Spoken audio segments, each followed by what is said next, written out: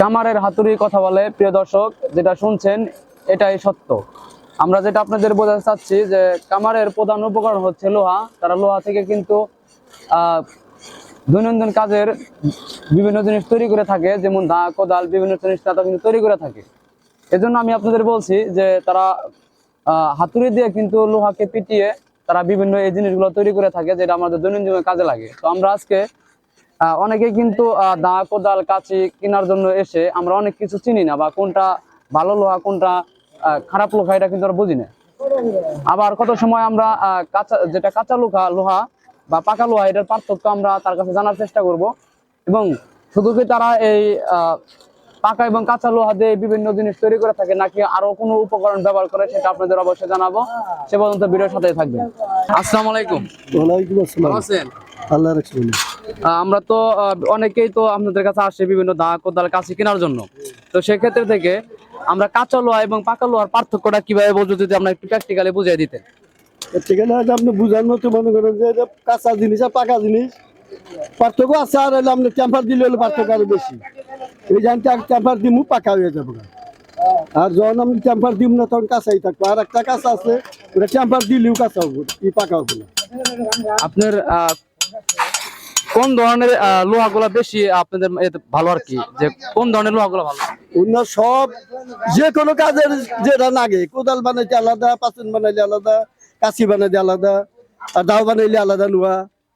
এখন বিভিন্ন ধরনের লোহা লাগে। মানে আপনার দা বানাইতে এক ধরনের লোহা লাগে, আপনার কোদাল বানাইতে এক ধরনের লোহা লাগে, কাঁচি বানাইতে এক ধরনের লোহা লাগে। প্রিয় দর্শক, শুনতে পাচ্ছেন যে সে বলছে যে দা বানানোর জন্য এবং কোদাল বানানোর জন্য এক এক সময় এক এক লোহা অনেক ব্যবহার করে থাকে। এর মধ্যে যে সবচেয়ে যে বেশি লোহাটা আমাদের মার্কেটে চলে বেশি এবং সবচেয়ে ভালো, আমরা বাইরের কাছে জানার চেষ্টা করবো কোন লোহাটা আপনার দা বানানোর জন্য পারফেক্ট। স্প্রিং স্প্রিং, হ্যাঁ, পিকআপ বাইক গাড়ি পিকআপের স্প্রিং হলি আমরা দাওটা বানিয়ে আরাম পাই।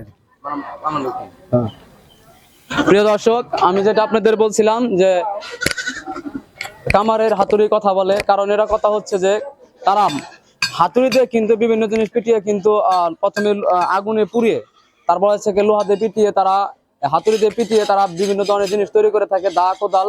কিন্তু তারা বলছেন যে এক এক জিনিস তৈরির জন্য এক এক কিন্তু লোহা তারা ব্যবহার করে থাকে। এর মধ্যে সবচেয়ে যে লোহাটা জনপ্রিয় সেটা হচ্ছে স্প্রিং লোহা, যেটা আমরা বিভিন্ন গাড়ি, মাইক্রো গাড়ি, প্রাইভেট কারে কিন্তু ব্যবহার করে থাকে। এই ধরনের থেকে যদি আমরা কোনো লোহা কালেক্ট করে পারি, সেগুলো দিয়ে যদি আমরা দা, কোদাল বানাই, এটা বেশি মজবুত হয়।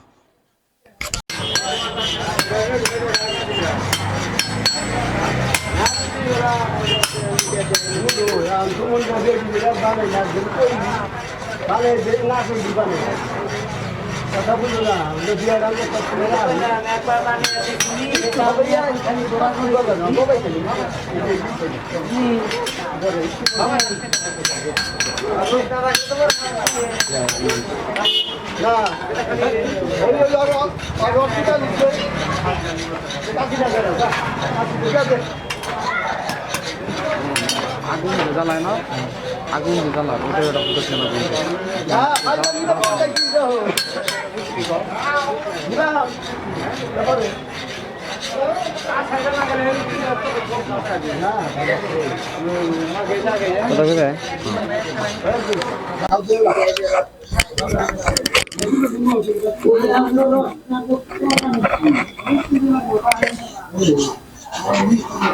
এন থেকে মনে ফুটে ভালো হয়েছে।